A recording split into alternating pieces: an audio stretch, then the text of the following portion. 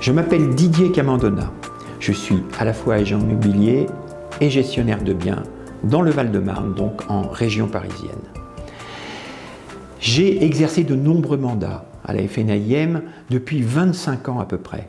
J'ai d'abord été, comme beaucoup, délégué formation, puis on m'a confié la direction de la présidence de la Commission nationale des statuts, avant que je sois heureusement élu à la Chambre des métiers d'immobilier en 2008, et j'ai exercé un mandat de 5 ans et demi, qui a été interrompu par un événement qui est positif, puisque nous avons, à l'époque, avec l'ensemble des administrateurs et même l'ensemble des adhérents, nous avons réussi à fusionner la CMI avec la Chambre de Paris pour créer la Chambre du Grand Paris. Donc ce fut une chose dont je suis fier, et là, on n'a pas hésité à briser les tabous. Puis, entre 2016 et 2018, j'ai été président de cette Chambre du Grand Paris. En même temps, j'ai été administrateur sous Jean-François Buet, et là, depuis 4 ans et demi, même un peu plus de 4 ans et demi, je suis administrateur avec Jean-Marc Torolion, et j'ai même succédé à Julien Savelli au bureau exécutif depuis le début de l'année 2022. Pendant les 25 années de mandat que j'ai exercé à la FNAIM, j'ai connu une fédération pionnière qui n'hésitait pas à briser des tabous pour aller de l'avant car elle sentait le vent de l'histoire arriver.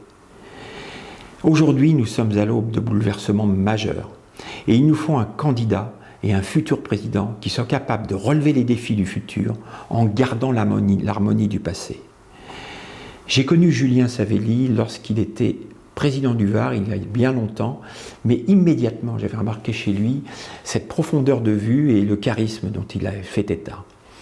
Puis, je l'ai véritablement bien connu lorsque nous avons fait ensemble la campagne de Jean-Marc en 2017, et là on a travaillé ensemble et j'ai tout de suite vu l'homme à qui j'avais affaire.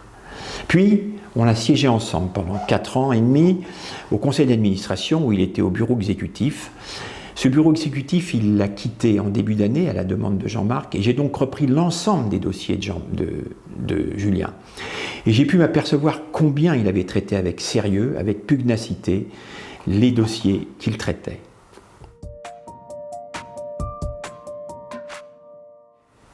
J'ai effectivement la connaissance des 3 candidats qui se présentent à la succession de Jean-Marc Torolion à la Fédération.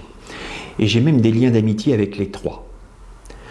Donc, j'ai eu l'occasion de travailler avec eux de nombreuses années, les uns comme les autres. Mais je vous le dis, la présidence de la FNAIM, ce n'est pas une affaire d'amitié. Alors pourquoi je soutiens Julien?